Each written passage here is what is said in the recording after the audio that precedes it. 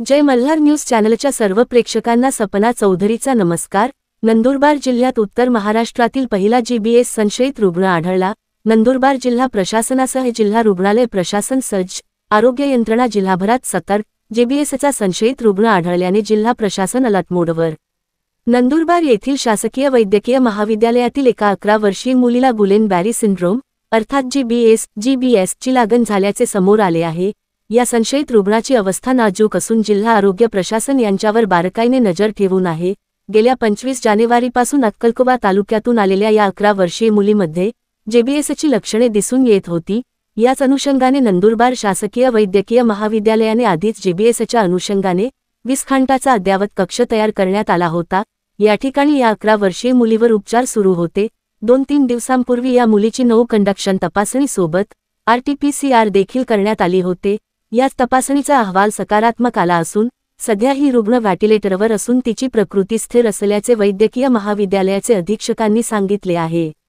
दरम्यान या मुलीचा जीबीएस अहवाल सकारात्मक आल्यानंतर जिल्हा प्रशासनासह आरोग्य प्रशासन अलर्ट मोडवर आले आहे। ही रुग्ण मुलगी ज्या गावाची आहे त्या गावातील पाणी नमुन्याची तपासणी करण्याच्या सूचना देखील यंत्रणेला देण्यात आल्याचे जिल्हाधिकारी मिताली सेठी यांनी सांगितले आहे। जीबीएसची कोणालाही लक्षण आढळल्यास तात्काळ आरोग्य यंत्रणेला संपर्क करण्याचे आवाहन जिल्हाधिकारी डॉक्टर मिताली सेठी यांनी केले आहे। सपना चौधरी, जय मल्हार न्यूज, नंदुरबार। सस्पेक्ट केस आहे जे आयसीयू मध्ये आता ऍडमिटेड आहे। 11 वर्षाचा एक मुलगा आहे। आता त्या अनुषंगाने पाण्याची तपासणीसाठी ग्रामपंचायत मध्ये सांगितलं गेलंय आणि सगळी ग्रामपंचायत मध्ये इनफॅक्ट क्लोरिनेशनचे निर्देश आम्ही दिले। जीबीएस साठी जी स्टँडर्ड ऑपरेटिंग प्रोसिजर होते त्याचे निर्देश 1 आठवड्यापूर्वी ऑलरेडी सगळी एजन्सीजला दिले गेले। प्लस RH आणि SDH मध्ये पाणी तपासणीचे जे नमुने आहेत ते SI मार्फत DHO ऑफिस मध्ये पाठवण्याचे निर्देश पण दिलेले गेले। हॉस्पिटलमध्ये आमच्याकडे जवळपास 20 व्हेंटिलेटर आणि 4 पीडियाट्रिक व्हेंटिलेटर्स अवेलेबल आहेत। आमची यंत्रणा तयार आहे काही केसेस जर आपल्याकडे आढळले, पण आम्ही आमच्या तर्फून पूर्ण जी प्रिव्हेंटिव्ह ऍक्शन आहे ते आम्ही घेण्याचा आमचा पूर्ण प्रयत्न आहे। हा जे सस्पेक्ट केस आहे याचा आता नर्व कंडक्टिव्हिटी टेस्ट करण्यानंतरच कन्फर्मेशन होईल। ती कन्फर्मेशन उद्या किंवा परवापर्यंत होऊन जाईल। दुपारपर्यंत 2 सस्पेक्ट होते। आता पण जे एक पेशंट आयसीयू मध्ये आहे तो पण जीबीएस सस्पेक्ट आहे। त्याचा आता नर्व कंडक्टिव्हिटी एक टेक्निशियन मार्फत एक टेस्ट असतो, ते इन्स्ट्रक्शन दिली आहे मी की ते उद्यापर्यंत नर्व कंडक्टिव्हिटी टेस्ट करायचंय।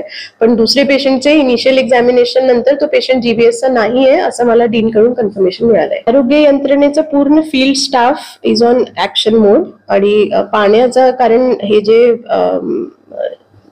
व्हायरल डिझीज किंवा पाण्यामध्ये आता पुण्याचे एक सॅम्पल मध्ये कॅम्पायलोबॅक्टर म्हणून पण आढळला आलाय, तर त्यामुळे तशी इन्स्ट्रक्शन्स पण दिली आहे आपली जी फील्ड यंत्रणा आहे। तर रेग्युलर तपासणी, क्लोरिनेशन, कारण पाण्यामार्फत हा जे कंटेजियन आहे ते तिथून फैलते।